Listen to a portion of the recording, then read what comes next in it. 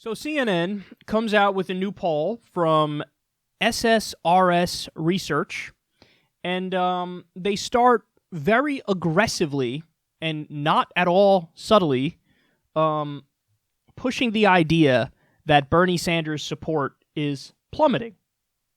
So take a look at this. They actually put this up on their screen.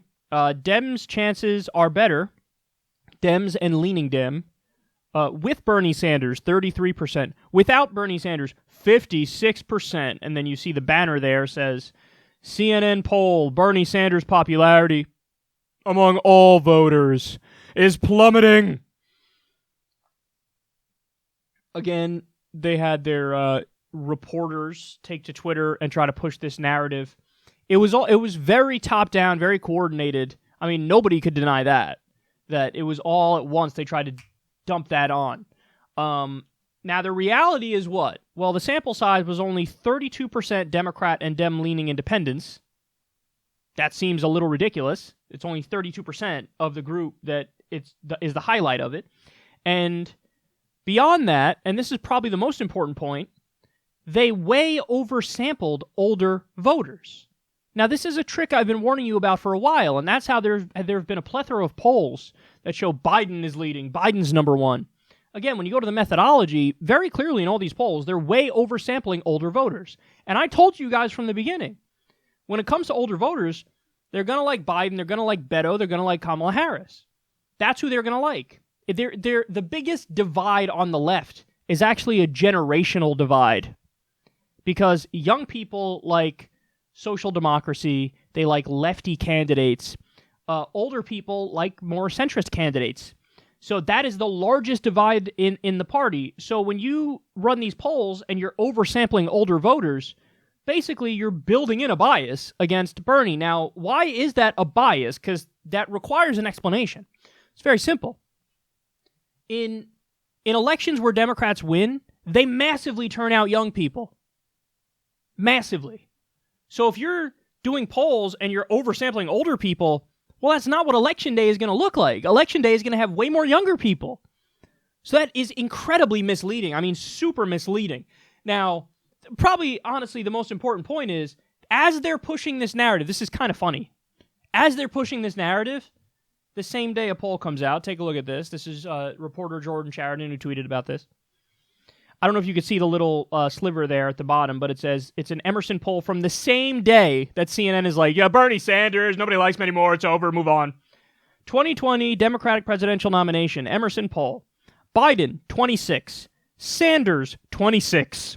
Harris, 12. O'Rourke, 11. Warren, 8. Booker, 3. Cloud Boot Jar, 1. Booty Judge, 3. The Breakfast Cereal, 1. Castro, 1. Inslee, 1. Gillibrand, 0. Jellobrand, excuse me. The same day, they're pushing this idea of like, hey, Bernie who? Bernie Schmurney, bro. You know what I'm saying? Who knows? Bernie Sanders. Bernie. What? Who's that? Weekend at Bernie's, maybe. Huh? He's old. Old? He's old. As they're trying to downplay Bernie, same day a poll comes out. Yeah, he's tied for first. And by the way, the methodology in this poll is probably also oversampling older voters.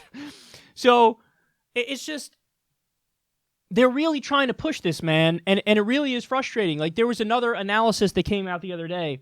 The amount of coverage Bet on My Stork got after, when he launched his campaign, was way above and beyond any other candidate. Now, to be fair, in that analysis, Bernie wasn't at the bottom.